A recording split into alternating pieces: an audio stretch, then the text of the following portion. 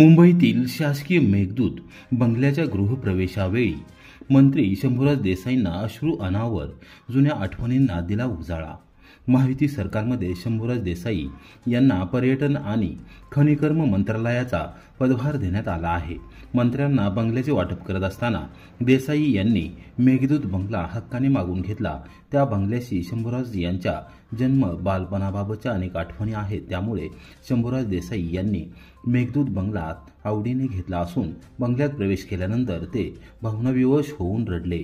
मंत्री देसाई आणि त्यांच्या मातुश्री श्रीमती विजयादेवी देसाई यांनी रविवारी सकाळी 10:30 वाजता पत्रकारांशी बोलताना मेघदूत बंगल्यातील आठवणींना उजाळा दिला। यावेळी दोघेही भावनाविवश झाले होते। तब्बल 55 वर्षांनंतर देसाई कुटुंबियांनी मेघदूत बंगल्यात प्रवेश केला आहे। ज्या बंगल्यात जन्म झाला, बालपण गेले, तोच बंगला शंभूराज देसाई यांना मिळाला आहे। आजोबांनी मंत्री म्हणून ज्या बंगल्यातून कारभार पाहिला, त्याच बंगल्यातून नातू शंभूराज देसाई यांनाही काम पाहण्याची संधी मिळणार आहे। त्यामुळे संपूर्ण देसाई कुटुंबीय भावूक झाले होते।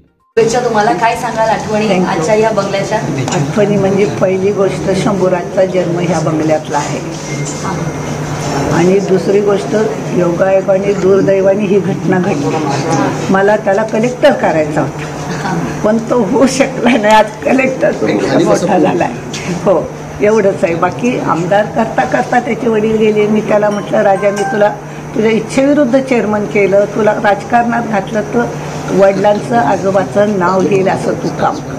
त्याप्रमाणे त्यांनी केलं। खूप संकटातनं गेला। अनेक वेळा आम्हाला पराभव पत्करावा लागले पण त्यांनी लहान वयात हार पत्करली नाही आणि त्यांनी एकच शब्द ठरला का आपल्या आईची इच्छा आहे का आपले वडील आमदार होऊ शकले नाही तर आपण व्हावं।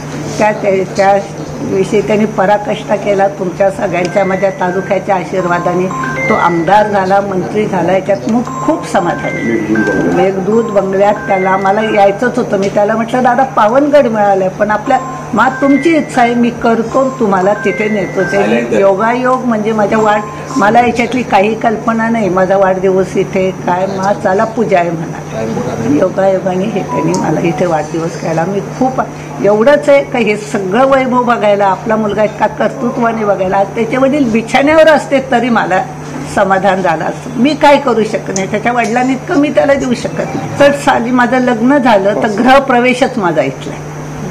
गृहप्रवेश माहिती आहे आजकालच्या मुलींना माहिती आहे ना, तर गृहप्रवेशच माझा इथे।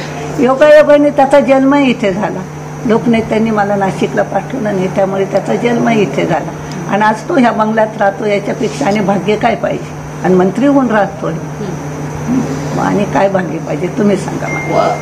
तुम्ही त्यांच्या आजोबांसोबत पण म्हणजे तुम्ही दिवस काय सांगाल, काय आठवणी, काय नेमकी शिकवण तुम्ही? जरी मनाने कणखर होते तरी मनाने खूप मायाळू होते। मला कधीही सून म्हणून वागवलं नाही।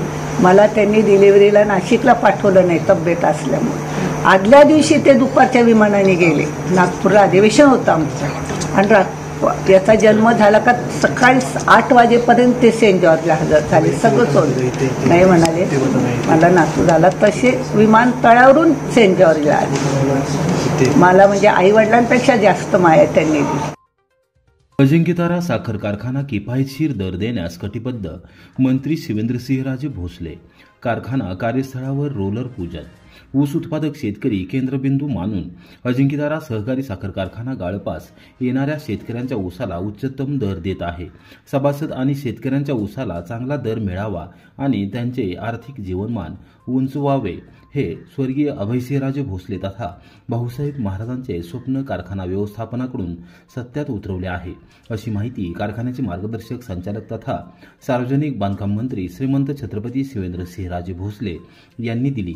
अजिंक्यतारा सहकारी साखर कारखान्याच्या सन 2025-2026 च्या गळीत हंगामासाठी यंत्रसामुग्री देखभाल आणि दुरुस्तीची कामे प्रगतीपथावर असून गळीत हंगामाची पूर्वतयारी म्हणून मशिनरी विभागाकडील मिलमधील पहिल्या रोलर पूजन प्रसंगी रविवारी सकाळी 11 वाजता मंत्री भोसले बोलत होते। कारखान्याचे chairman Yashwant Salunkhe, vice chairman Namdev Sawant, संचालक मंडळ सदस्य, कार्यकारी संचालक जिवाजी मोहिते यांच्यासह अधिकारी व कामगार कर्मचारी यावेळी उपस्थित होते. नेहमीप्रमाणे उच्चतम दर देण्याची परंपरा कायम ठेवत अजिंक्यतारा कारखाना होऊ घातलेल्या हंगामात गाळपास येणाऱ्या ऊसाला किफायतशीर दर देण्यासाठी कटिबद्ध आहे. गळीत हंगामात उच्चतम साखर उतारा व कमीत कमी दिवसात जास्तीत जास्त साखरेचे उत्पादन घेणे तसेच उपपदार्थांच्या उत्पादनावर भर दिला जाणार आहे. प्रत्येक गाळप हंगाम सर्वांच्या सहकार्याने यशस्वीरित्या पार पाडून 100% FRP रक्कम शेतकऱ्यांना वेळेत अदा केली जात आहे. गाळपास आलेल्या ऊसाची संपूर्ण पेमेंट वेळेत अदा केले असल्यामुळे ऊस उत्पादक सभासद बिगर सभासदांमध्ये समाधान असून अजिंक्यतारा परिवारामध्ये आनंदाचे वातावरण असल्याचे मंत्री भोसले यांनी नमूद केले. यावेळी विविध संस्थांचे पदाधिकारी व कार्यकर्ते उपस्थित होते. उंब्रज येथे नव्याने होणाऱ्या सेगमेंटल पुलाच्या आराखड्याची आमदार मनोजदादा घोरपडे यांनी केली पाहणी. राष्ट्रीय महामार्ग विकास प्राधिकरणाच्या अधिकाऱ्यांना दिल्या सूचना. पुणे बंगळुरू आशियाई महामार्गावर उंब्रज येथे सद्यस्थितीत अस्तित्वात असलेल्या भराव पुलामुळे व्यापार व्यवसाय आणि नागरिकीकरणावर मोठा परिणाम झाला आहे. नव्याने सेगमेंटल पुलाची उभारणी केली जाणार असून राष्ट्रीय महामार्ग विकास प्राधिकरणाच्या वरिष्ठ अधिकाऱ्यांनी रविवारी 3 वाजता त्याबाबतच्या आराखड्यांचे सादरीकरण केले. आमदार मनोजदादा घोरपडे आवश्यक ते बदल आणि सूचना या अधिकाऱ्यांना केल्या. कराड उत्तर विधानसभा मतदारसंघातील सर्वात मोठी बाजारपेठ असलेल्या उंब्रज शहराच्या विकासासाठी आमदार मनोजदादा घोरपडे यांनी विशेष पुढाकार घेतला आहे. शनिवारी ग्रामपंचायत कार्यालयास भेट देऊन त्यांनी तेथील पदाधिकारी, कार्यकर्ते व नागरिकांच्या समस्या जाणून घेतल्या होत्या. नागरिकांनी सेगमेंटल पुलाच्या उभारणीबाबत आग्रह केला असून त्याबाबत केंद्रीय रस्ते वाहतूक मंत्री नितीन गडकरी, मुख्यमंत्री देवेंद्र फडणवीस, उपमुख्यमंत्री एकनाथ शिंदे व अजितदादा पवार यांच्याकडे पाठपुरावा केल्यानंतर नव्याने सेगमेंटल पुलाची उभारणी करण्याचा निर्णय घेण्यात आला आहे. सातारा येथील आमदार मनोजदादा घोरपडे यांच्या कार्यालयात उंब्रज सेगमेंटल उड्डाणपुलासंदर्भात सविस्तर माहिती घेण्यात आली. उड्डाणपुलासंदर्भात ज्या काही अडचणी येत आहेत त्या सर्व अडचणी संबंधित अधिकाऱ्यांशी बोलून त्या योग्य रीतीने मार्गी लावाव्यात अशा सूचना त्यांनी दिल्या. राजमार्ग विकास प्राधिकरणाचे प्रकल्प संचालक कदम, अधिकारी DP जैन, कंपनीचे अधिकारी तसेच उंब्रजमधील ग्रामस्थ यावेळी उपस्थित होते. महाराष्ट्रातील ठेकेदारांची बिले राज्य सरकारने अदा करावीत या मागणीसाठी रमेश उबाळे यांचे सोमवारपासून सातारा येथे उपोषण. महाराष्ट्र राज्यातील 12,000 छोट्या मोठ्या ठेकेदारांची सुमारे 89,000 कोटी रुपये बिले थकवली गेली आहेत. त्याचा पहिला बळी ठेकेदार हर्षल पाटील याचा गेला. उर्वरित ठेकेदारांचा जीव वाचवण्यासाठी सामाजिक कार्यकर्ते आणि पीपल्स रिपब्लिकन पार्टी ऑफ इंडियाचे पश्चिम महाराष्ट्र उपाध्यक्ष रमेश उबाळे हे सोमवार दिनांक 4 ऑगस्टपासून सातारच्या जिल्हाधिकारी कार्यालयासमोर प्राणांतिक उपोषण करणार आहेत. या उपोषणाला पाठिंबा देण्यासाठी सातारा जिल्ह्यातील राज्यभरातील ठेकेदार प्रतिनिधी उपस्थित राहणार आहेत. रमेश उबाळे यांनी रविवारी दुपारी 12:30 वाजता याबाबत माहिती दिली. वेगवेगळ्या विभागातल्या अधिकाऱ्यांना भेटून आलो, त्यांच्याशी मी चर्चा केलेली आहे. त्यांच्या चर्चेतून 1-1.5-2 महिन्यात काहीतरी मार्ग निघल, तोच नाही सांगता आलं, पण काहीतरी मार्ग निघल. म्हणजे जे काय आता आकडेवारी दिसते त्यातले 10%, 25% काहीतरी पैसे दिली जातील असे त्यांच्या बोलण्यातून आपल्याला समजले. पण आपलं असं म्हणणं आहे की आधीच एवढा डिले झालाय, अजून तुम्ही त्यात दिवस वाढवाल तर त्यांच्या अडचणी अजून वाढतील आणि ह्या अडचणी वाढल्या तर अजून एखादा कोणतरी आत्महत्या करेल, तर ते होऊ नये याच्यासाठी उद्याचं आपलं आमरण उपोषणाचं आंदोलन आपण चालू करतोय.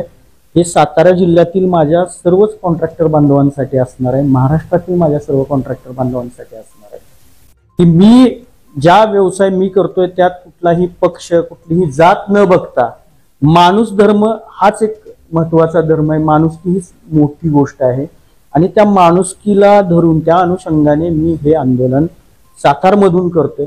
सातारा जिल्हा हा क्रांतिकारी जिल्हा आहे. हात जोडून आपल्याला विनंती आहे की माझ्या सर्व कॉन्ट्रॅक्टर बांधवांची जे काही थकीत बिलं आहेत ते आपण लवकरात लवकर काढावीत आणि आपल्या महाराष्ट्रातला एकही युवा उद्योजक आणि उद्योजक याचा बळी पडू नये, कुठल्याही उद्योजकांनी आत्महत्या करू नये.